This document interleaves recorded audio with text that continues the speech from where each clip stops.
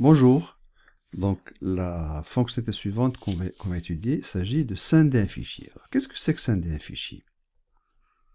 Scinder un fichier ou le fragmenter. Donc, la fonction scinder sert à fragmenter un fichier de données en groupes et en sous-groupes selon une ou plusieurs variables de regroupement. Donc, on se base toujours sur un critère de regroupement. Qu'est-ce que ça veut dire scinder? Ça veut dire qu'on va travailler sur le même fichier, mais logiquement, on va avoir plusieurs groupes dans ce fichier. Donc la fonction scinder prépare le fichier en vue d'effectuer des procédures et des analyses qui seront exécutées à l'intérieur de chacun de ces groupes ou sous-groupes. Donc, on aura un fichier et on va le scinder. Et tout calcul, tout traitement, toute analyse va se faire par groupe dans ce fichier. La manière avec laquelle on scinde un fichier influera bien sûr sur la manière avec laquelle les résultats des analyses seront présentés. Il y a deux façons de scinder le fichier. On va voir tout à l'heure, enfin, dans cette vidéo, comment on peut scinder.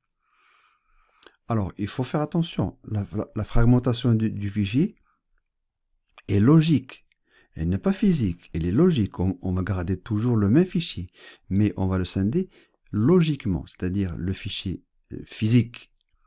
Souvenez-vous, le fichier .sav sera le même, mais logiquement, on aura des groupes et des sous-groupes dans le fichier que le traitement va se faire sur ces sous-groupes.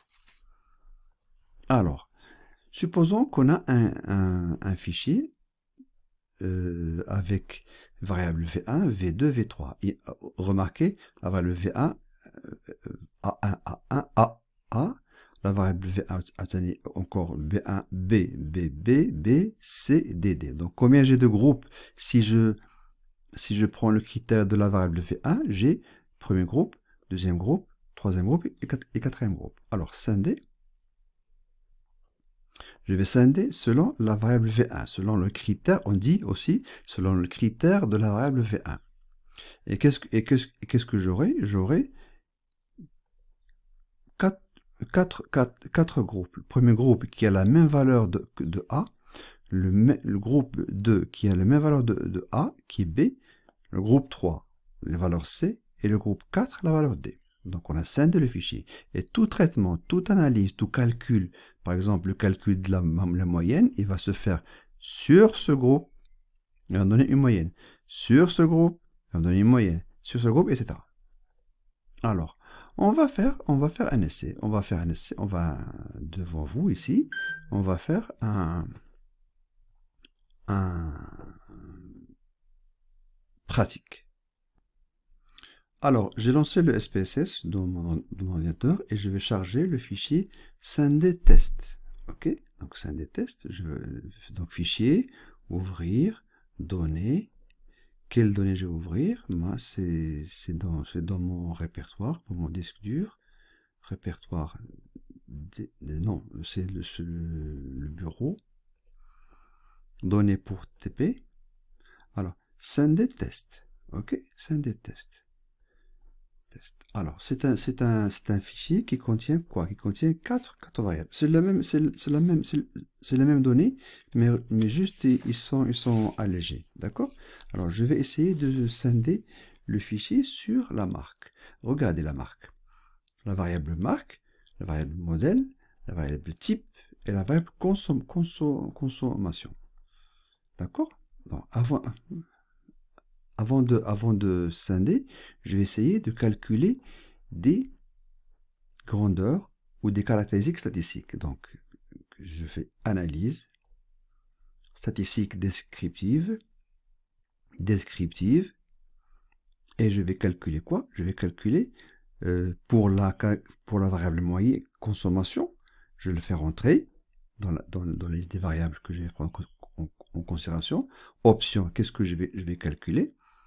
La moyenne, la somme, l'écart type, le minimum, maximum, la variance, la plage, kurtosis, skewness, on va voir tout ça, d'accord?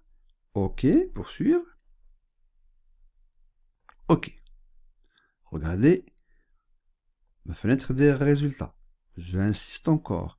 À SPSS, on a deux fenêtres. Fenêtre de données et fenêtre de résultats. D'accord? Donc, on va maintenant voir qu'est-ce qu'il y a dans la fenêtre de résultats. Alors, la variable consommation. J'ai calculé toutes les caractéristiques statistiques pour la variable consommation. Donc, qu'est-ce qui me sort ici?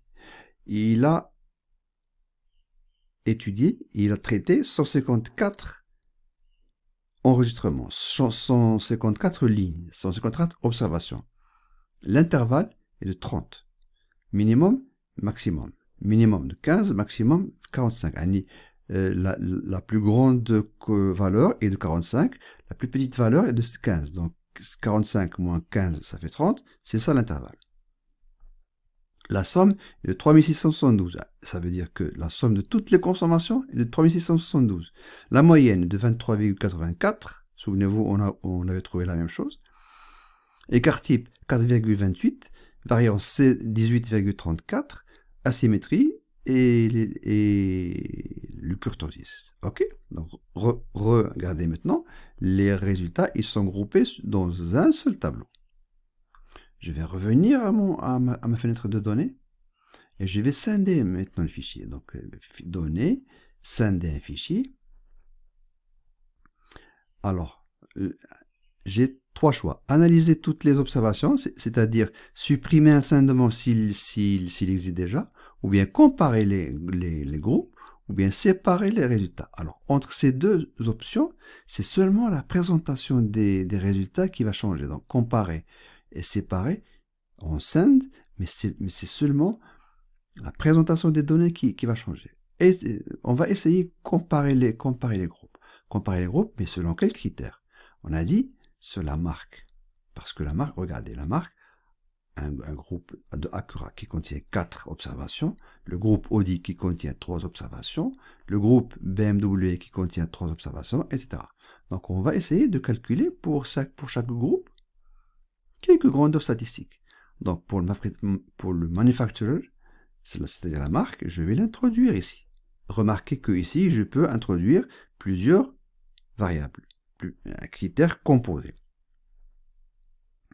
Alors, ici, j'ai trié le fichier par variable de regroupement ou bien le fichier est déjà trié. Si le fichier n'est pas trié, je coche cette option et SPSS va le trier. Mais ici, il est déjà trié, je le laisse. Mais il faut toujours s'assurer que le fichier est trié. OK. Alors, qu'est-ce qui s'est passé? Qu'est-ce qui s'est passé? Ça, on l'avait avant. Qu'est-ce qui s'est passé? Il a juste écrit la commande sort cases by mark. Split file layered by mark. Split, ça veut dire qu'il a scindé, qu'il a splitté le fichier. Split file. Mais l'effet du split, on va le voir quand on va calculer, quand on va sortir des résultats. Maintenant, on n'a rien encore. D'accord? Le fichier maintenant, il est scindé, il est splitté. Mais vous allez voir, quand on va lancer un calcul, ça va apparaître. Donc, quand on split ou bien quand on scinde un fichier, rien ne se passe de visuel, sauf cette commande qu'il a générée ici. Split file layered by mark. Alors, je vais revenir à mes fichiers de données. Et je vais essayer de lancer un calcul encore. Analyse statistique descriptive. Regardez, il se souvient de ma dernière commande que j'ai faite. La même chose, option, il a gardé la même chose, poursuivre. OK. Qu'est-ce qui s'est passé? Regardez. Maintenant, j'ai les résultats par groupe. Alors, je vais rendre visible les groupes. Alors, pour le groupe Acura, il y a combien? 1, 2, 3, 4. Qu'est-ce qu'il a dit? Le groupe Acura, il a traité 4 observations. L'intervalle est de 6. On va voir, est-ce que c'est de 6? On va voir, est-ce que c'est de 6? Alors, 28 maximum moins 22, c'est 6. Donc, c'est ça. l'intervalle maximum est 28, le minimum est 26. La moyenne 25,25, l'écart type 2,5, 6,2. Donc qu'est-ce que ça veut dire tout cela? Ça veut dire que pour ce groupe, on a les résultats suivants. Sur une ligne. Pour le groupe Audi, la même chose. J'ai 3 Audi. Audi, l'observation 5, l'observation 6, l'observation 7. J'ai 3 variables, enfin 3 observations concernant Audi. Regardez, Audi, nombre d'observations traitées est de 3. Intervalle est de 6. Minimum, maximum, etc. Donc, philosophie de la chose, moralité de la chose, c'est que après un split, les résultats sont donnés par groupe. D'accord? Bon, récapitulons. Quand je split mon fichier, rien ne se passe de manière visuelle, sauf que j'ai cette commande qui se génère ici. Ça veut dire pour me rappeler que j'ai splitté mon fichier. Et quand je lance un calcul, quand je lance un calcul, les résultats, enfin, les calculs sont faits par groupe et les résultats sont affichés par un groupe. Voilà. Maintenant, on va supprimer le split. Comment on fait pour supprimer le split ou bien le scindement de fichier? La même chose. Données, scinder un fichier. Ok. Je vais cocher. Analyser toutes les observations, ou bien analyser toutes les observations, ou bien réinitialiser. C'est la même chose. OK. D'accord? Regardez, rien ne s'est passé, sauf cette toute petite phrase. Split file off. Off, ça veut dire turn off. OK. Donc, split file off, ça veut dire qu'il a supprimé le scindement. Il a supprimé le split. Je vais relancer mon calcul pour vous montrer que les choses vont changer d'une façon visuelle. Alors, analyse statistique descriptive. OK. Il garde ça en mémoire. OK. Regardez, qu'est-ce qu'il va trouver? Donc j'ai lancé la commande. Il va me présenter les résultats groupés. Pour toutes les observations qui étaient de 154, le minimum 15, maximum 45, donc l'intervalle 30, 30, etc. Donc, je retrouve mes données initiales, mes résultats initiaux. OK? Voilà. Donc, le split, récapitulant. Ici, j'avais les données sans split. J'ai exécuté la commande split par données, scinder un fichier, et je split, je choisis la variable, d'accord? Je retourne à ma fenêtre de résultat. Donc, et le résultat, enfin, l'effet du split n'est visible que après avoir lancé un calcul. Avant d'avoir lancé un calcul, je n'ai seulement juste cette petite phrase qui s'écrit split file layered by mark. Quand je lance le calcul, regardez, le calcul se fait par groupe. Et quand je veux supprimer le split, je fais données, scinder, utiliser toutes les observations, et il me sort split file off. Et quand je relance un calcul, voilà, le calcul se fait globalement sur tout le fichier. Voilà.